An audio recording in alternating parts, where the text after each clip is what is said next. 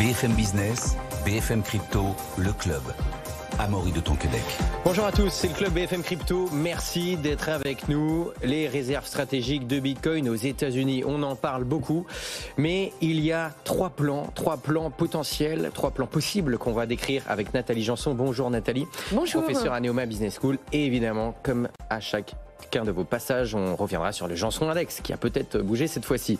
Les États-Unis, toujours, ont-ils besoin de Bitcoin? C'est aussi une question dont on parlera avec vous, Nathalie. Et puis, le marché, on a des anticipations pour la fin de l'année. Restez avec nous, notamment avec Elodie Demarquis. Bonjour Elodie. Bonjour. COO chez Kaiko. Vous avez beaucoup de choses à nous dire là-dessus. On reviendra aussi sur le second souffle d'Ethereum. Qu'est-ce qui favorise sa croissance? Et puis, les altcoins dans le rouge. Est-ce que la loi martiale ne serait pas responsable de tout ça? Et enfin, Bitcoin, les cryptos, quelle sera la prochaine étape? Voilà le sommaire, restez avec nous. Je propose qu'on commence tout de suite quand même, Nathalie, par ces réserves stratégiques de Bitcoin aux États-Unis. Ça fait plusieurs semaines, voire plusieurs mois qu'on en parle. Vous nous dites aujourd'hui qu'il y a trois plans possibles. Concrètement, qu'est-ce qui peut se passer dans les semaines ou mois qui viennent? Alors là, effectivement, l'interrogation, c'était sur cet engouement soudain pour la réserve stratégique. Donc, effectivement, cette idée, c'est vraiment à commencer à être vraiment diffusée lors de Nashville. Et en fait, on a eu un petit peu un festival de différents plans, puisque Trump avait commencé en disant très modestement qu'il allait garder les bitcoins qui avaient été saisis et que ce serait que le début. Voilà. Et puis ensuite, il y avait Kennedy qui est arrivé, qui a repassé une couche, qui a dit moi, en fait, non, je prévois un plan sur plusieurs années où en fait, il faudrait accumuler du Bitcoin au cours des 5 prochaines années pour atteindre 4 millions, voilà. Donc, ou un cinquième du marché. C'était les objectifs. Et puis, effectivement, après, ça s'est concrétisé avec la proposition de la sénatrice Cynthia Lummis. Voilà, Cynthia Lummis, avec son Bitcoin plan. Alors, le Bitcoin, en fait, est un acronyme pour dire technologie, innovation. En fait, ça a deux sens. Mais il n'empêche que le Bitcoin fait partie du Bitcoin Act. C'est quoi son plan là? C'était 1 million de Bitcoin. Vous voulez acheter 1 million de Bitcoin en le finançant en vendant de l'or, c'est ça? Pas forcément, en fait. Mais à partir de là, en fait, vous avez eu tout un mouvement pour dire, en fait, cette stratégie, enfin cette nouvelle stratégie effectivement, ça ferait une modification des réserves de la Réserve fédérale. C'est un mouvement pour renforcer le dollar. Et notamment, ça a été repris aussi par le Bitcoin Policy Institute, qui a fait voilà, tout un papier sur voilà pourquoi il faudrait que les États-Unis aient cette réserve stratégique. Et c'est là où, effectivement, moi, comme d'autres, en tout cas certains qui regardent le Bitcoin depuis un certain moment, bon, qui sont moins des gens du marché que des observateurs, sont un peu... je suis un peu perplexe derrière cette idée que le Bitcoin, c'est une opportunité pour le dollar, puisque de toute façon... Comment est-ce qu'on peut expliquer Vous êtes en train de nous dire que finalement, si les États-Unis achètent du Bitcoin en font des réserves stratégiques, ce serait bénéfique pour le dollar. Le dollar. Comment l'expliquer en fait? Alors eux, ils disent qu'en fait, leur point de vue défendu, c'est que en fait, le Bitcoin est un actif bien plus intéressant dans le long terme que ne l'est l'or, et qu'à ce titre, ça permettrait en fait de renforcer la stabilité en fait du dollar. Or, en fait, leur erreur d'analyse, en tout cas pour moi qui regarde plutôt la monnaie depuis longtemps et voilà, le marché monétaire et le rôle des monnaies, et sur le marché international des devises, en fait, les États-Unis sont sans doute le seul pays au monde qui n'a pas besoin de réserve, en fait. Toutes les économies, les autres économies font des réserves en monnaie, enfin avec des devises étrangères, parce qu'elles ne sont pas des devises dominantes. Or, les États-Unis, leur demande des dollars est plus importante à l'extérieur. Donc, eux, ils n'ont absolument pas besoin de réserve. Et la raison pour laquelle ils avaient de l'or, c'est sans doute un héritage, en fait, de l'époque où l'or était monnaie. Et puis, ils l'ont gardé et ils l'ont un peu modifié. Mais pas tant que ça. On n'est pas dans la stratégie chinoise de l'année dernière, où ils sont amusés à enlever du dollar pour mettre de l'or. Vous voyez, comme un acte politique. Donc, effectivement, cette histoire de se réjouir que, enfin, pour ce motif-là, c'est-à-dire que le Bitcoin serait une manière de redonner de la stabilité et de la valeur au dollar. Voilà, on est un peu dubitatif, on ne voit pas pourquoi, et ça fait plutôt penser à quelqu'un qui veut absolument que le dollar, la Réserve fédérale achète du Bitcoin comme signal, et donc pour continuer l'engouement du Bitcoin et donc continuer l'augmentation des prix. Mais l'argument de fond, en tout cas mis en avant par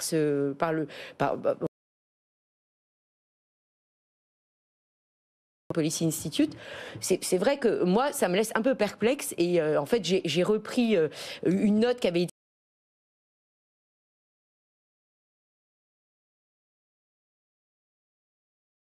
cette façon de justifier l'acquisition du Bitcoin. Je pense que c'est une bonne nouvelle pour le Bitcoin, parce qu'effectivement, ça légitime, ça montre que le Bitcoin, c'est un projet effectivement crédible, solide, et qui attire l'attention des États. Mais ça, plus rapprocher Michael Saylor, qui a dit qu'il voulait aussi que le mining soit exclusivement américain. Enfin, moi, comme d'autres qui ont toujours eu très circonspect de l'intervention de l'État par rapport à la monnaie, je me dis que finalement, le Bitcoin va se faire manger comme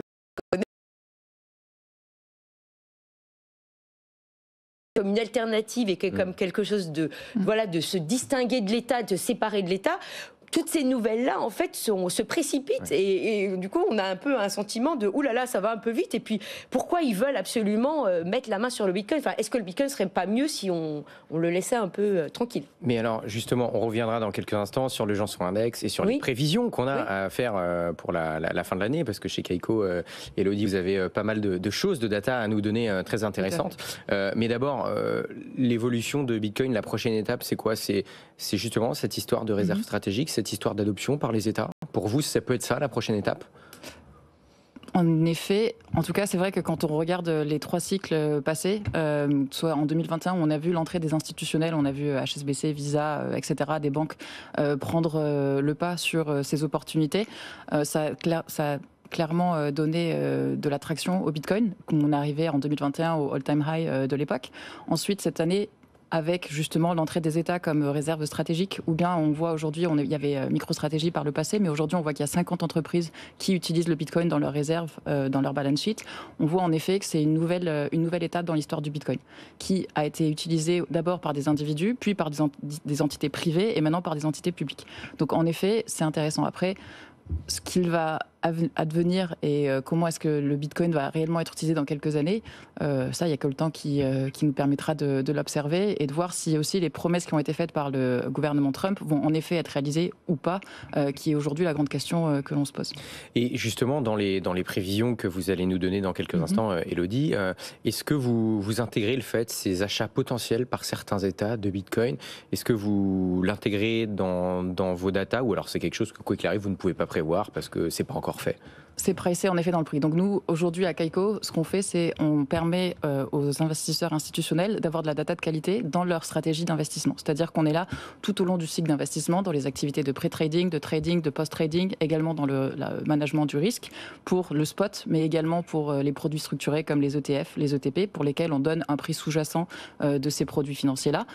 En effet, moi, ce que je peux vous dire aujourd'hui, en étant complètement data-driven, comme on aime l'être à Kaiko, c'est-à-dire je ne vais pas prendre parti ni dire que c'est positif ou négatif. Les faits, les data. Vous donner de la data, exactement. Ce que je peux vous dire aujourd'hui, c'est qu'on est sur un volume de trading quotidien qui est atteint les 25 milliards, alors qu'on était à 20 en début d'année. Donc c'est une hausse de 25% qui montre l'attractivité de cet actif financier-là aujourd'hui auprès des institutions.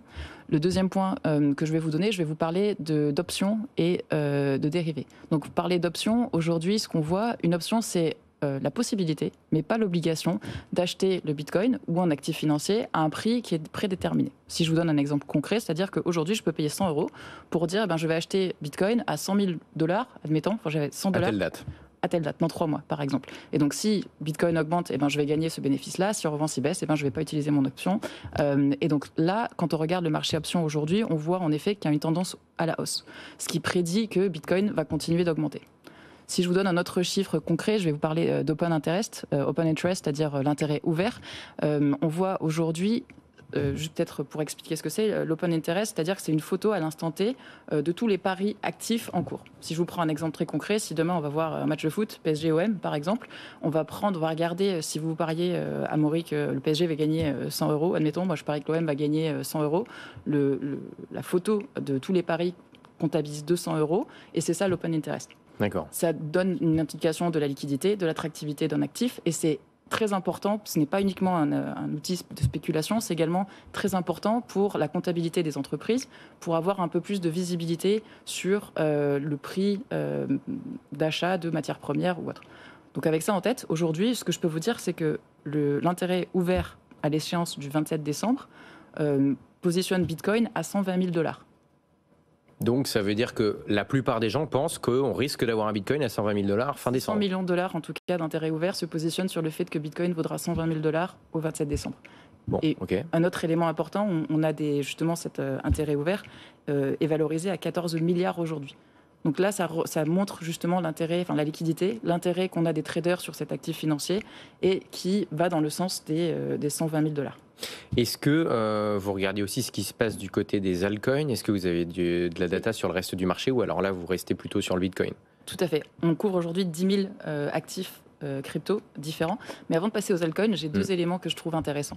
Est-ce que vous avez entendu parler du rallye du Père Noël? Oui, en général, on a le fameux rallye de fin d'année sur les marchés financiers. Exactement. Et donc, il y a deux éléments. Comme je vous le disais, moi, je ne suis pas là pour vous donner des conseils d'investissement. En aucun cas. Je suis simplement là pour parler de ce qu'on observe, de tendances de marché qu'on observe. Sur le marché action, en effet, il y a ce Santa Rally, le rallye de Noël, qu'on observe et qui pourrait, en effet, être présent sur la partie crypto. Donc ça, c'est un premier événement qui pourrait expliquer pourquoi est-ce qu'on va atteindre ces 120 000 $. Deuxième élément, c'est la vitrine des fonds d'investissement. C'est-à-dire que certains fonds d'investissement qui se préparent à 2025 sont en train de se dire « Oh là là, il y a vraiment une performance exceptionnelle des actifs numériques sur le 4e trimestre. On veut intégrer ça, on veut bénéficier de cette hausse-là. » Et donc, ils vont acheter de la crypto pour pouvoir commencer 2025 en montrant à leurs clients qu'ils ont en effet pu surfer sur cette nouvelle tendance. Et donc ces deux éléments-là pourraient en effet expliquer derrière ce chiffre de 120 000, je n'ai pas de boule de cristal, je ne sais pas. Évidemment, on le rappelle, mais en tout cas, voilà, sur la tendance principale qui se dessine, on irait à 120 000 d'ici le 27 décembre. 27, c'est précis en plus. C'est précis. Okay. C'est pas moi. Non, mais très bien, ok. Et avant de passer au reste du marché, Nathalie Janson, le fameux Janson Index, pour ceux qui ne connaissent pas le Janson Index, là, on sort de la data, on va voir les vrais gens sur le terrain et on voit un petit peu ce qu'ils nous disent et s'ils s'intéressent ou pas au marché. Nathalie, la dernière fois qu'on en avait parlé, je crois que ça n'avait pas trop bougé. Et là, est-ce que ça a bougé? Alors non, cette année, ce sera une année, en tout cas sur l'échantillon petit que j'ai, ça n'aura pas bougé. C'est-à-dire qu'en fait, les étudiants qui étaient déjà dessus, j'en avais quelques-uns, donc ont renforcé leur position parce qu'ils ont correctement vu, enfin à la veille en fait de l'élection de Trump, certains avaient renforcé leur position. Donc voilà. Et puis du coup, ils ont profité de l'envoler vers les 100 000. Par contre, ce qui a changé par rapport, j'ai trouvé, à l'année d'avant, c'est effectivement une plus grande ouverture. C'est-à-dire lorsqu'ils ont discuté les différents sujets, j'avais des étudiants qui étaient beaucoup moins sceptiques quant à la capacité du Bitcoin à rester et à devenir un acteur en fait sur le marché, à la fois de l'investissement et des paiements. Et la deuxième chose, beaucoup moins de foi dans la capacité des États à développer des monnaies digitales de banque centrale. C'était très drôle. Non, mais finalement, c'est intéressant. Donc là, il n'y a pas d'emballement, mais on pense plus au fond qu'à la forme. Oui. Et donc, en fait, les autres étudiants qui n'étaient pas sur le marché, ça ne leur a pas donné, ils n'y sont pas allés. Mais par contre, ils étaient beaucoup moins sceptiques sur le Bitcoin et ce qu'il représentait. Et au contraire, beaucoup plus dubitatifs sur une monnaie de banque centrale digitale. Enfin voilà, ils ont plutôt dit non. Les années précédentes, c'était pas du tout ça. C'était plus mitigé dans les deux dernières années. Donc voilà, pas de nouveaux entrants, renforcement des positions de ceux qui sont déjà dedans parce qu'ils ont cette conviction qu'en fait, voilà, ça continue. Mais par contre, des jeunes qui sont plus ouverts au Bitcoin et à son développement et beaucoup plus dubitatifs sur la capacité des États à générer des monnaies de banque centrale digitale. Bon, donc en fait, ceux qui étaient déjà là ont renforcé un petit peu leur connaissance sur le sujet. Là, Élodie, si on sort un petit peu de la data, vous, plus personnellement, dans votre entourage, etc., est-ce que vous sentez un petit peu des bull run vibes, entre guillemets? Est-ce que vous sentez qu'il y a beaucoup de gens qui vous reparlent des cryptos, du Bitcoin? Moi, personnellement, oui. Après, est-ce qu'on est au pic, etc., je pense pas, mais j'ai l'impression qu'il y a quand même un regain d'intérêt. Moi, de mon côté, des gens à qui j'en parlais il y a 2 ans, je disais, voilà, ça peut être intéressant, mais ils s'y intéressaient pas, et là, ils reviennent. Est-ce que c'est pareil de votre côté? parler, vous Oui. qui avez traversé quelques années dans l'écosystème. Oui, tout à fait. Et je peux vous dire que donc là, j'étais à Londres hier pour un événement organisé par Bloomberg avec des femmes leaders dans l'écosystème financier. Et on voit qu'il y a en effet de l'intérêt. J'entends également des vrais cas d'usage qui ont été mentionnés, notamment la présidente et CEO de Franklin Templeton aux États-Unis, Jillian Johnson, qui parlait hier d'avoir dans son entourage des individus dont les grands-parents étaient en Israël et ne passaient plus de l'argent sous le matelas, mais dans la crypto. Parce que si un État vient saisir votre patrimoine financier, vers quoi pouvez-vous vous tourner ? Alors c'est très intéressant parce qu'effectivement, j'ai discuté aussi hier avec un gestionnaire de patrimoine qui disait que chez les très très riches, il y a un effet qui ont déjà de l'or, il y a un effet, en fait finalement, on va peut-être se mettre au Bitcoin parce qu'on a peur que si un jour un État, etc., veuille nous subtiliser les biens, etc., c'est une bonne protection. C'est ça que vous nous dites en fait. Et on voit, par exemple, il y a une corrélation négative entre l'or aujourd'hui et le Bitcoin. Donc l'or, avec le renforcement du dollar qu'on observe ces dernières semaines, on voit que l'or a décliné, si je puis dire, et le Bitcoin a commencé à se valoriser. Donc c'est vrai qu'on voit également le Bitcoin qui devient une ouverture ou une option tangible pour certains individus qui n'ont pas le choix. Nous, on a beaucoup de chance d'être dans un état où on n'est pas obligé de se tourner vers la crypto ou vers le Bitcoin comme réserve qui, je pense, ne va pas se dévaloriser, mais avec le risque géopolitique actuel et un manque de visibilité sur pas mal de pays, le Bitcoin, en effet, et l'Ethereum, d'une certaine mesure, avec ce qui se passe aux États-Unis, ont été de grands vainqueurs, si je puis dire, avec ces cas d'usage très concrets qui sont réels aujourd'hui. Donc Nathalie, finalement, ce que nous dit Elodie, c'est que finalement, certaines personnes commencent à se tourner vers le Bitcoin parce que ça pourrait remplir des fonctions d'or numérique, tout simplement. En fait, je ne pouvais pas avoir mieux comme propos puisque on a travaillé avec mon collègue Messaoud Chiban sur un article justement sur le risque, le Bitcoin comme actif utilisé pour se protéger contre le risque géopolitique. Et en plus, il va être publié dans une revue académique.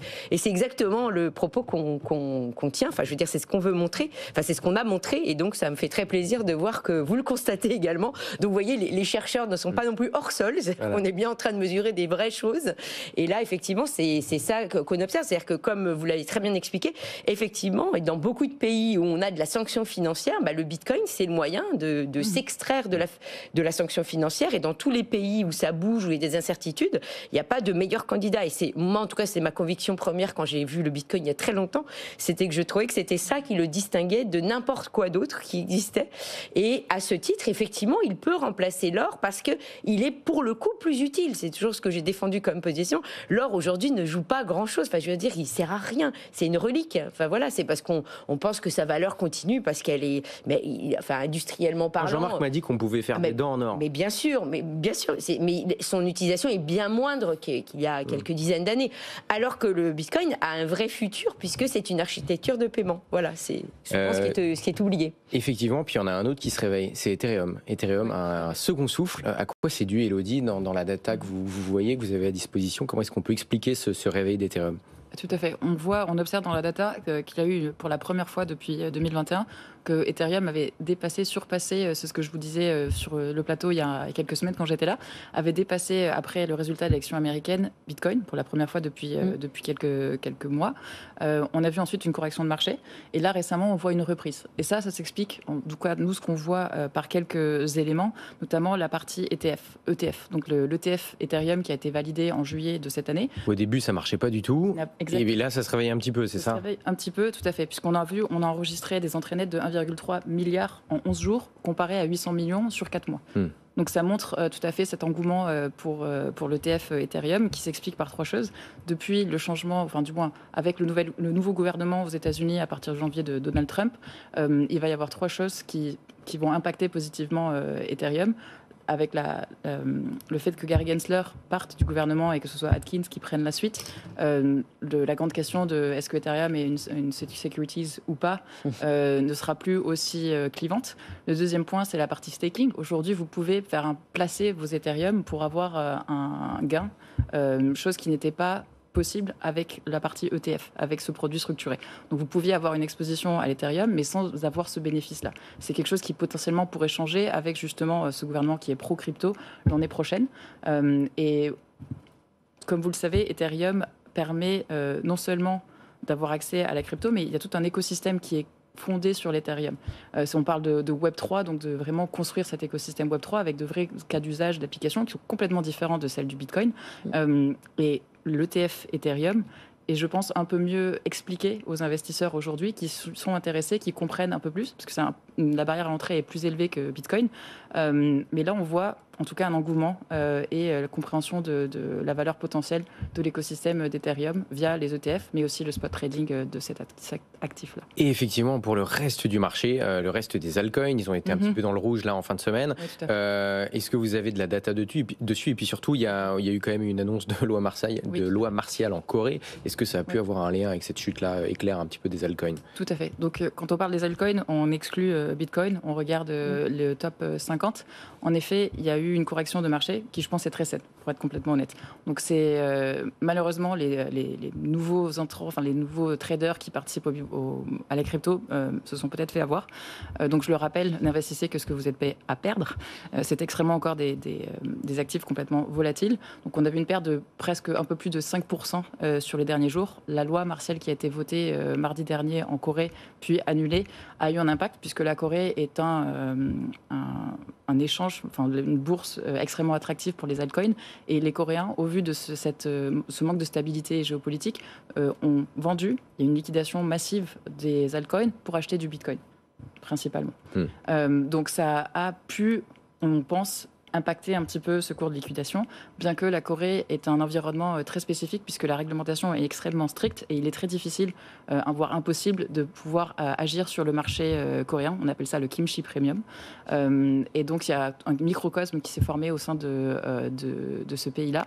Cependant, on pense que l'aversion au risque et au niveau des altcoins a pu impacter tout de même le marché. Qui a purgé l'effet de levier qui était là. Donc c'est pour ça que je pense que c'est une très bonne chose qu'il y ait eu cette correction pour repartir sur de base plus saine pour le Dodge, le Solana, Cardano, etc. Bon, donc le marché est un petit peu nettoyé en quelque sorte. Ludie, c'est ce que vous nous dites. Il nous reste quelques secondes vraiment. Nathalie, je ne sais pas si vous avez quelque chose à ajouter. Non, je pense que voilà, je pense que l'année 2025 est très ouverte par contre, puisqu'on va attendre de voir si Donald Trump quelle est vraiment va être l'attitude de celui qui va être à la tête de la SEC. On va le voir concrètement, Paul Atkins. Donc on se doute bien qu'il va être plus soft en matière de réglementation, mais justement qu'est-ce qu'il va faire? Est-ce qu'il va dire que finalement on n'a pas besoin de réglementation spécifique? C'est pas parce que le nom circule que on sait exactement ce qui va se passer. Donc je pense que c'est intéressant de voir ce qui va se passer avec ces nouvelles nominations, parce que c'est quand même un point important compte tenu de ce qui se passe en Europe. Donc et là le match va être, on va voir une année très intéressante du point de vue de la différence entre États-Unis et Europe et comment tout ça va rebattre les cartes, puisque pour le moment on avait une incertitude contre une certitude, et là on va avoir deux certitudes, mais totalement opposées. Une année très excitante qui s'annonce sur le marché crypto. Merci beaucoup Nathalie Janson, professeure à Neoma Business School, d'avoir été avec nous. Merci beaucoup Élodie Demarquis, CEO chez Kaiko, d'avoir été avec nous. Je vous donne pas rendez-vous demain à 15h parce qu'il y a édition spéciale BCE, mais je vous retrouve vendredi à 15h pour les pros des cryptos. Bonne journée. BFM Business, BFM Crypto, le club.